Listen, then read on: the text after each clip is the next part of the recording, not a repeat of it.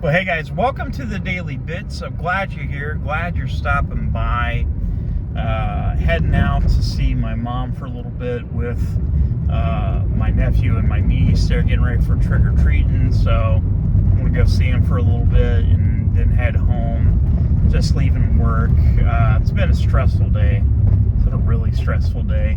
I don't like to. I don't want to complain because, you know, I complained the last video. But I am stressed out. I am really stressed out. And it's really, really getting to me. Now, I talked about it a little bit the other day, and it was in regards to, people getting laid off. And morale's been kind of low, especially on sites. Some people that I've worked with for the last couple of years, they're no longer going to have a job at the end of the week. And it's terrible. It's awful. And I guess there's budget cuts, which I don't know, and I'm not going to give it a company name or anything. I can't do that. But apparently they're cutting a lot of things. It's got me freaked out because I don't know what that means for me. I don't know if that means, hey, we're going to cut your hours to save money for that site. I doubt it. I'd say I'm fine, but you never know. Like, I'm preparing for it, but it doesn't mean it's already there. It does scare me to see other people do it. And like I said, I'm the only IT guy on site, but there are some IT guys that work with my company that are part-time. Scares me to death to think that could be a possibility. They could push me down to part-time. And it's weird. I had a conversation with somebody today at work. They had nothing to do with IT, but was talking about automation. And I talked about automation a while back, and I was like, if you find ways to automate a job, sometimes, with that automation, you can downsize your employees because some aspects of the job is no longer needed because it's automated. And of course, you have to have somebody that is over the automation.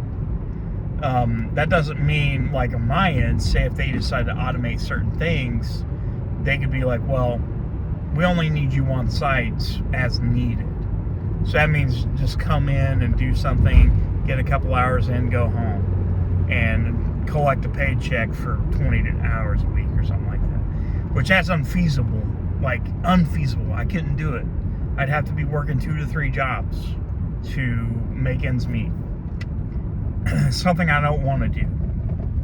Now, like I said, I don't know if that's going to happen or not. To me, I feel that way. I feel that could be a possibility. Especially if they're going to try to save money. And it's sad because there is, low morale, and you can really tell, especially how some people are being, we're going through this asset refresh, replacing everybody's laptops or workstations. So I got 100 of them on my site, pretty close to 100, and where the goal is try to get 2 to 3 out a week. So for 2 weeks, I've got 4 of them out. This week is patching week, which patching is basically going through all the older assets and making sure they have the latest Windows patches. Some you can get to, some you can't, because some people work remote, some people work evenings, and some are scattered throughout the site, and you have to keep going back and forth to this. Not only that, but you have remediation issues, which is another thing, but should have been automated, but it wasn't. Then on top of that, you have other tasks on top of it. And it just keeps adding on when you have this big project. And the thing is, it's good to be able to multitask. If you could do it, that's great. I've been able to multitask for years. I try not to overwhelm myself. and not do too many things at a time so I can keep track. I do know my limits, and I try to abide by those limits. That way I can be more efficient at my job. But today, like, I was just sitting there trying to get started on another deployment, and I couldn't because I got like 10 more tickets came in for remediation. And we've already had some other people that's like I said, morale is low. They're like fed up because they're part-time and they're having to do full-time work part-time and without the extra hours or benefits, which that sucks. It's got me freaked out because I don't want to be in that same position.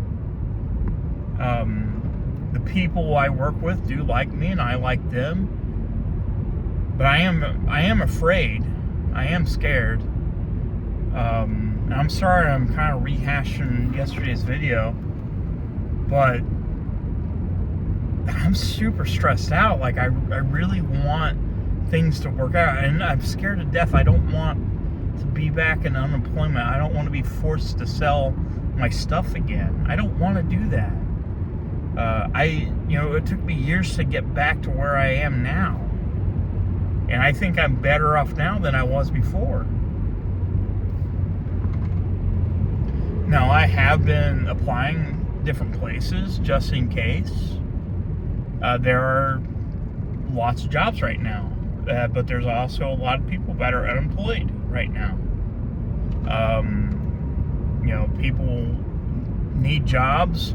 The only jobs that are open really is low-paying part-time jobs, and I'd have to work 2 or 3, maybe 3 jobs to make what I'm making now. And to have benefits, which I have my health benefits and all that stuff.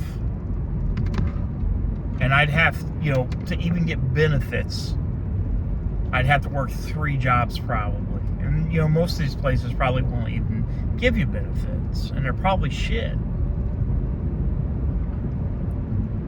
And it's just what scares me. Like, well, if I lose this job, me and Mrs. Bits are screwed. We have a home. We're renting right now. Our plan ultimately is to buy a home. Buy us a place. Get a car. Because mine's falling apart. But something's got to give. Like, I'm just freaked out. Like, I'm just freaked out by everything, and I'm stressed because, it's a possibility that things like that could happen, and I don't want to be on the receiving end of that conversation. I don't know, guys. Sorry for bitching. I'm sorry for yammering for 10 minutes. I love you guys very much. Feel free to hit that subscribe button, and I'll see you soon.